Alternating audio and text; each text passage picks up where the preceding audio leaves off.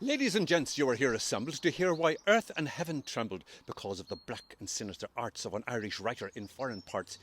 He sent me a book 10 years ago. I read it 100 times or so, backwards and forwards, down and up, through both ends of the telescope.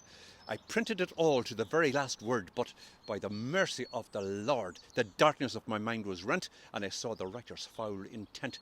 But I owe a duty to Ireland. I hold her honour in my hand, this lovely land that always sent her writers and artists to banishment, and in a spirit of Irish fun betrayed her own leaders one by one. O Ireland, my first and only love, where Christ and Caesar are hand and glove. To show you for strictures I don't care a button, I printed the poems of Mountain Mutton, and a play he wrote, you've read it I'm sure, where they talk of bastard and bugger and whores, and a play on the word, and Holy Paul, and some women's legs that I can't recall. I've printed mystical books in dozens. I've printed the table book of cousins, though, asking your pardon, as for the verse, 'twould give you a heartburn on your arse.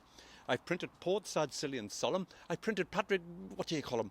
I printed the great John Millicent Synge, who soars above on an angel's wing.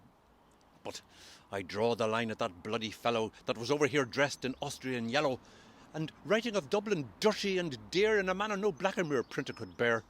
Shite and onions, do you think I'll print the name of the Wellington Monument, Sydney Parade and Sandymount Strand, Downs Cake Shop and Williams Jam? It's a wonder to me, upon my soul, he forgot to mention Curly's Hole.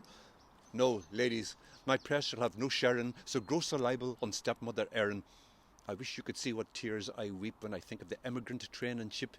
That's why I publish far and wide my quite illegible railway guide. In the porch of my printing institute, the poor and deserving prostitute plays every night as catch can with her tight-breeched British artillery man. I'll sing a psalm as I watch it burn, and the ashes I'll keep in a one-handled urn. I'll penance do with farts and groans, kneeling upon my marrow bones. This very next Lent I will unbear my penitent buttocks to the air, and, sobbing beside my printing press, my awful sin I will confess, and sign criss-cross with reverend thumb, memento homo, upon my bum.